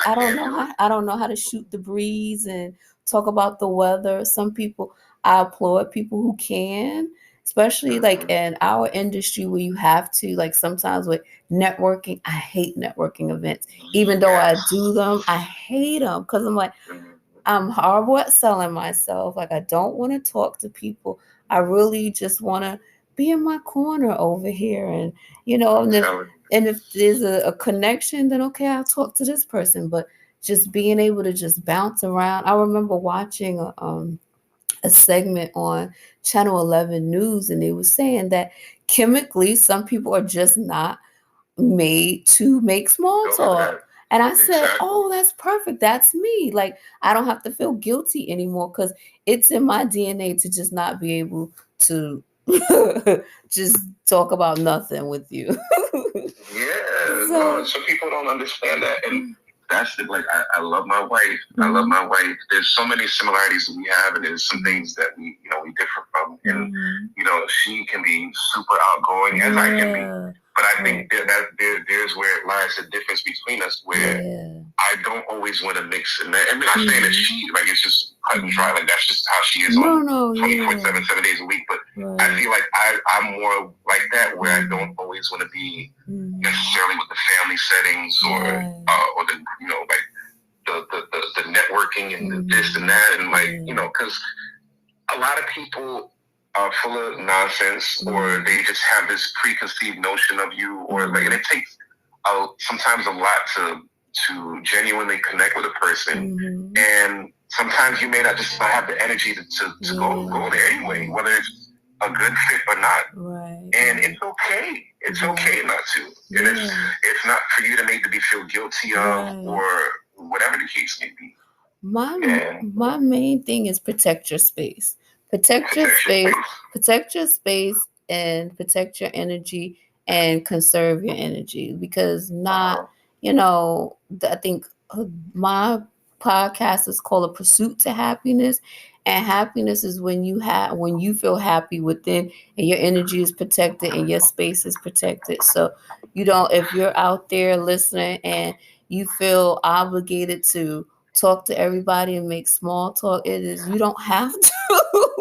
Like, you don't have to. It's okay. But no, like MJ is a social butterfly. But you know what? It's a great thing that she is, because she dragged me out of my shell and made me talk. And that's how and that's what made us be able to all connect, because she was able to come and grab me out. And I was like, okay, well, she's sweet. And I'm like, okay. So she was able to drag me out of my shell. And it was amazing because I got to meet you guys. So same here. Absolutely. I feel the same way. And I could be that social butterfly. That's why I say, I'm somewhere in the middle. Right. I love to run my mouth, but as you pointed out, it just has to be that right fit, that connection where you feel comfortable. Because I can, as much as I can run my mouth, I can sit there quiet, and people will be like, "Oh, what's wrong with Vic?" Right. And I'm so a parent that it's like it's not even like something I could fake or it's a mystery. People think that there's something wrong with me because I can be in a space where I'm talkative and giving people a hug and being affectionate, and some people may not even be cool with that. Like you said earlier, like to be as affectionate or whatever. I can be that way when I'm uncomfortable, but there's times when I can be the total opposite into myself, and it's like, oh, what's wrong with Vic? Or he's quiet, or he's in a mood or whatever. And sometimes I may be that too. There may be things that's going on inside my mind, my heart, that I don't necessarily feel comfortable talking about. It's just human nature. These are just things that can be discussed more. Going back to your point earlier about what goes on in our communities, things that we're afraid to address, taboo topics, things that we don't talk as much. And some of us have PhDs to do so with and break down and understand all these philosophical points. Some of us mask and hide and try to front and act like it's something totally different. So it's just what it is. So definitely, because I'm gonna be on Vic's podcast as well. So you guys gotta tune into that. So but I want you to tell people where they can hear you, how they can get more virtuous information from you. Thank you. And I'll definitely promote when I'm going to be up there talking to him, and then I'll be in the hot seat and he gets to grill me about whatever it is he wants to grill me about. But tell everybody where they can follow you or listen to your podcast, because you have an amazing podcast as well, and just everything that you got going on. So you go. Absolutely. You can all check me out through my social media platforms. Vic Virtuous on Facebook. That's VicVirtuous. I'm on IG, Instagram, through Vic Virtuous, and my podcast IG page is Victory is Ours podcast on IG. Let me just look that up to verify, because Victory is Ours podcast. I didn't know if it was or just podcast, but yes, Vic Virtuous on IG, Facebook. Victory is Ours podcast. On Spotify, also, you can Google search, find me easily through Spotify. Tune in, tap in, and check it out. It's a very diverse podcast that touches on a wide range of topics through inspiration. And I don't even want to give that much. Just dive in and look for yourself, listen for yourself. I'm also on YouTube under Vic Virtuous, and there'll be a lot more to come. I've also connected with a good friend, brother by the name of John Pelham through Jersey Art Productions. You can find me through various work on his social media page on IG and on YouTube. Also, Super MC. That's Super MC on YouTube and IG. I've done work with him on that, with hip hop. And there's a lot more to come, a lot of different things and ideas that I want to address and touch on. So be on the lookout. And we can just, tap in and talk about whatever. I'm very open, very honest, and love to touch on different topics through music, life, all types of different things. So, yeah. Well, I'm glad you guys write that stuff down, and I want to thank Vic for taking out this time this Sunday morning, talking with me and talking with you guys. And absolutely, because we could go on all day, but I know we're gonna have our podcast with me and him, but then I'm sure we're gonna talk again. So I'm going to leave a space for you guys to ask questions or leave comments or whatever. So if y'all have any questions for me or for Vic after you listen to this, then just, leave the comment there. But thank you again. And this has been a great, great talk. I enjoyed it so much. And I'm sure. And I look forward to the next time around. This coming week, as we stated before the podcast, we'll plan it out and maybe be in person. Not maybe about it. I'm setting the stage now for it to be in person and vibe out and just pick up exactly where we left off when we first met. Perfect. Okay. So, all right, guys. Well, stay tuned for the next episode, and I hope you guys enjoyed this. Have a Tune in, be beautiful, safe. Blessings. yay! Have a beautiful, beautiful, beautiful Sunday.